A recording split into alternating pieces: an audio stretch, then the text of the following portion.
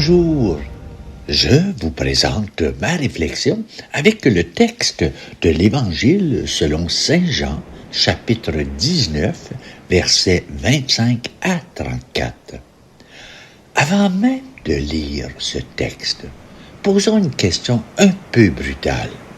Quand on parle de la croix, on entend souvent « c'est l'histoire d'un amour infini, Dieu aime tant le monde qu'il donne son Fils. » Très beau, très apaisant, mais est-ce que ça ne va pas trop vite? Est-ce qu'on n'utilise pas le mot « amour » pour rendre supportable ce qui, à y regarder de près, est d'abord un scandale? Parce qu'un homme en train de mourir exécuté, en sang, humilié, assoiffé, ce n'est pas d'abord réconfortant, c'est d'abord insupportable. Alors, pourquoi l'Église a-t-elle osé mettre ça au centre? Pourquoi Jean, l'Évangile qui dit que Dieu est amour, est-il aussi celui qui raconte la crucifixion la plus crue, la plus nue, avec le côté ouvert et le sang qui coule? Ma proposition est celle-ci. La croix n'est pas d'abord un message d'amour consensuel. C'est d'abord un scandale logique. Et c'est en restant dans ce scandale, sans le résoudre trop vite, qu'on peut en tirer quelque chose de vrai pour notre temps. Premier scandale. Un condamné à mort n'a plus rien à donner. Socialement, juridiquement, il est nu. Pourtant, Jésus donne. Il donne sa mère à un disciple. Il donne un fils à Marie. Mais notez bien, Marie n'est plus vraiment sa mère, puisqu'il va mourir. Et Jean n'est pas son frère de sang. Pourquoi est-ce scandaleux? Parce que dans toute société ancienne, et encore aujourd'hui, secrètement, la famille est d'abord une affaire de sang, d'héritage, de protection. Jésus dit non. La véritable parenté, c'est celle qu'on choisit au pied de l'échec. La véritable famille, c'est celle qu'on invente quand tout s'effondre. Alors, voici la question étonnante que ce texte nous force à poser. Et si les liens les plus vrais ne se formaient pas dans la réussite, mais dans la détresse? Pensez-y, combien de familles tiennent tant que tout va bien, puis se déchirent dès qu'un enfant tombe malade, dès qu'un parent vieillit, dès qu'un divorce menace?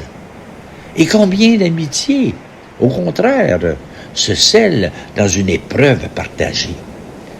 La croix propose une logique renversante. Ce n'est pas la vie qui crée le lien, c'est la mort qui le révèle. Ce n'est pas la joie qui unit, c'est le deuil partagé qui soudé. Si vous voulez une provocation, votre vraie famille, ce n'est peut-être pas celle où vous êtes né, mais celle auprès de qui vous avez pleuré. Deuxième tension. Marie est debout. Elle ne fuit pas. Elle ne hurle pas. Elle ne tente pas de descendre son fils par la force. Les commentaires disent souvent « Quelle force! Quelle foi! Quelle douceur! » Mais posons une question moins confortable. Pourquoi reste-t-elle cette mère? Est-ce par amour ou oui? Mais est-ce aussi par impuissance? Parce qu'elle ne peut rien changer. Et si ce silence qu'on vante était aussi le silence de quelqu'un qui a épuisé toutes les solutions, Marie incarne une posture que notre époque méprise profondément. Notre époque dit, si tu ne cries pas, si tu ne signes pas la pétition, si tu ne postes pas ton indignation, tu es complice. Marie ne crie pas, elle reste. Elle ne résout rien. Elle ne milite pas. Elle ne tweete pas. Et pourtant, Jean dit qu'elle est là et que c'est essentiel. Pourquoi? Parce qu'il y a des situations où il n'y a plus de solution à apporter. Il n'y a plus que la présence. Et la présence, dans une culture de l'efficacité, est devenue suspecte. On demande à quoi ça sert? Marie répond par son silence. À rien. Et c'est précisément pour ça que c'est tout. Et si, face à un ami suicidaire, à un enfant en dépression, à un parent en fin de vie, la meilleure chose à faire n'était pas de parler, pas d'agir, mais simplement de rester là, sans rien attendre en retour.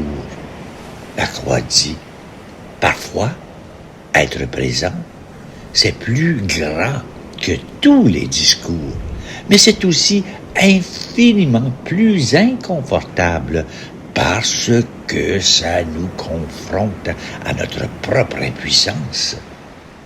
Troisième tension, celle qui peut vraiment déranger. Jésus dit, j'ai soif. Et on nous explique, c'est la soif de l'humanité, la soif de Dieu pour l'homme, la soif de l'homme pour Dieu. Très bien. Mais voici la question que personne ne pose assez fort. Pourquoi ce Dieu assoiffé ne désaltère-t-il pas immédiatement? Il est Dieu, non? Il peut transformer les pierres en pain. Il a changé l'eau en vin. Pourquoi ici, il ne fait pas jaillir une source? Pourquoi il attend qu'on lui tende une éponge de vinaigre?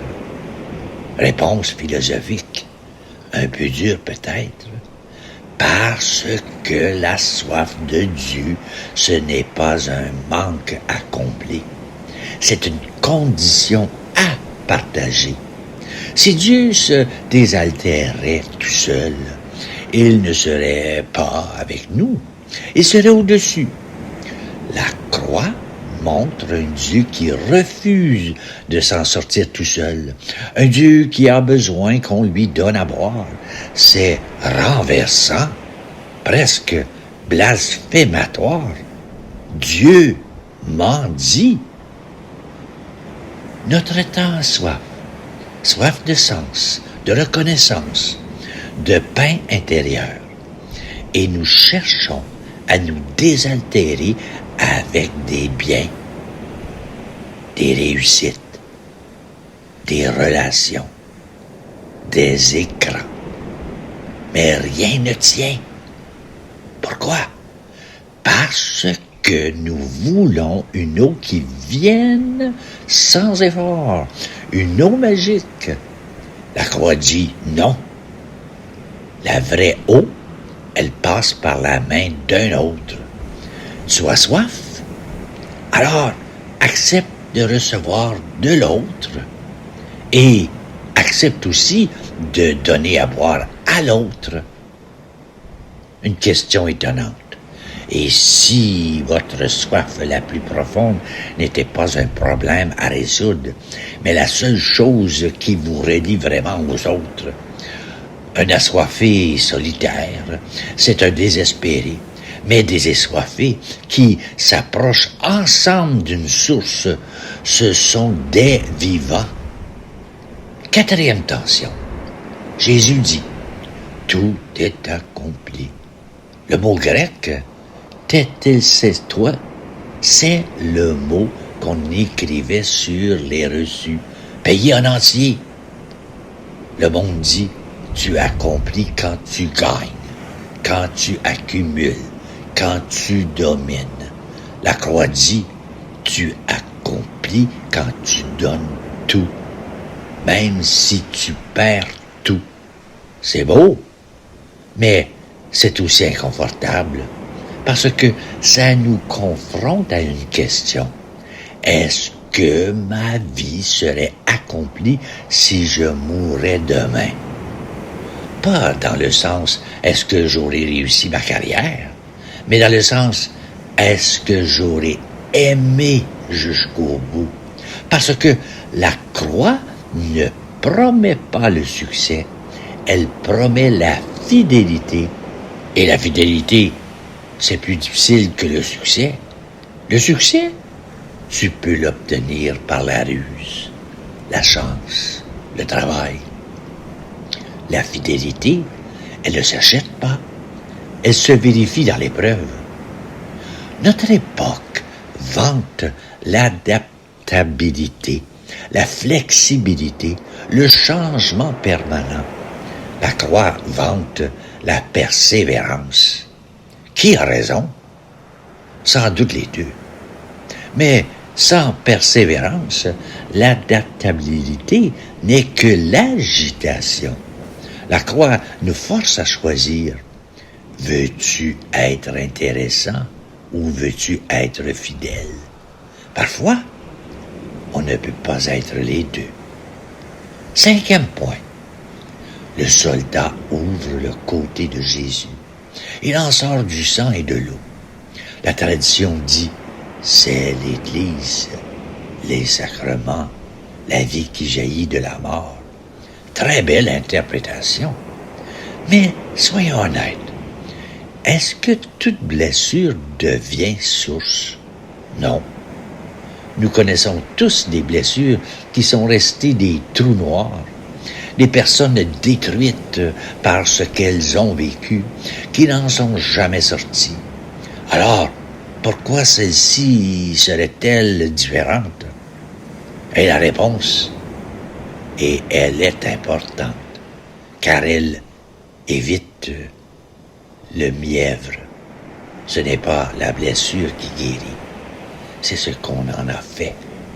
Si Jésus était resté mort, le côté ouvert n'aurait été qu'un détail macabre.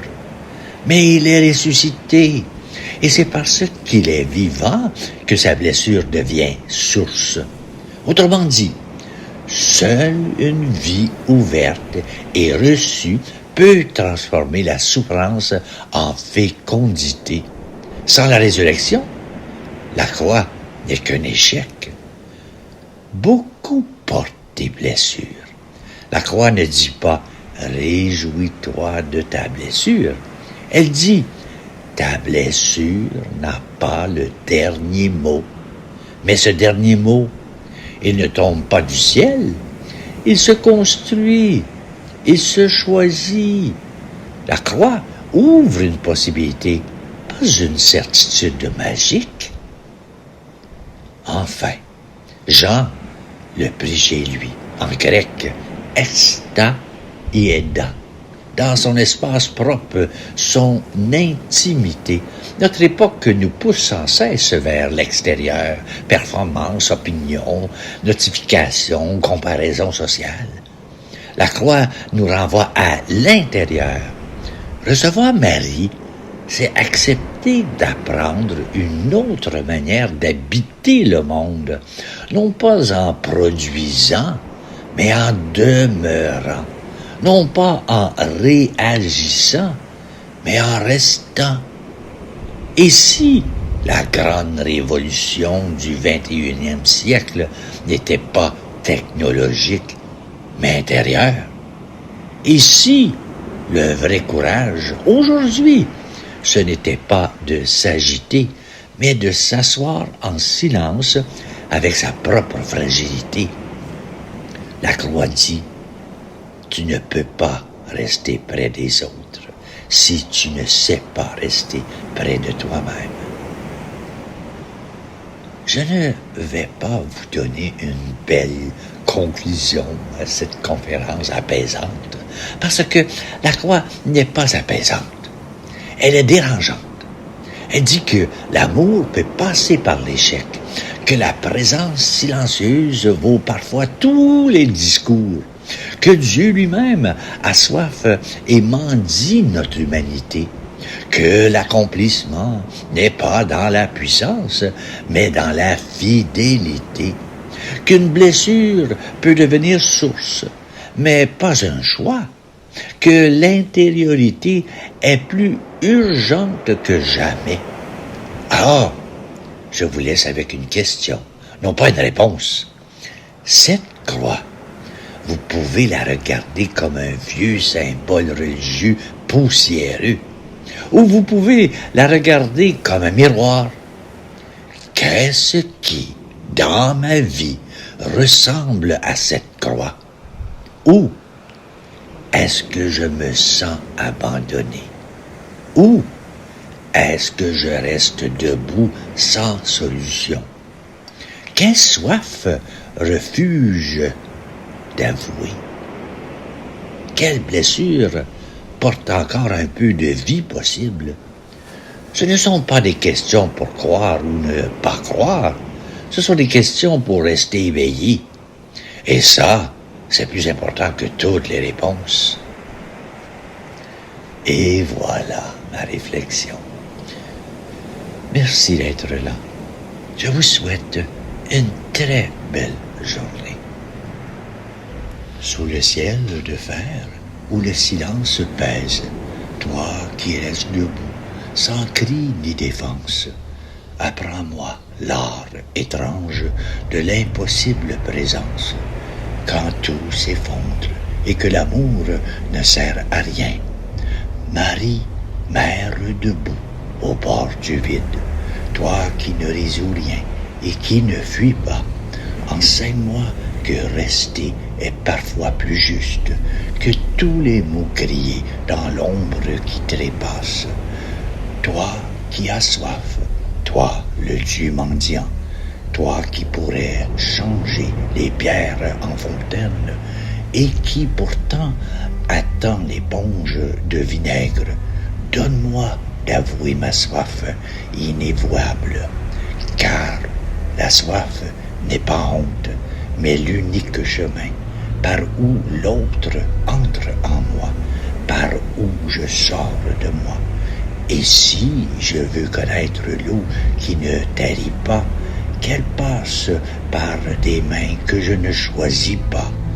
Toi qui dis, tout est accompli sur le bois nu, non pas vainqueur du monde, mais fidèle jusqu'au bout. Arrache-moi au culte de la réussite agile, à la peur de l'échec qui me rend si fragile.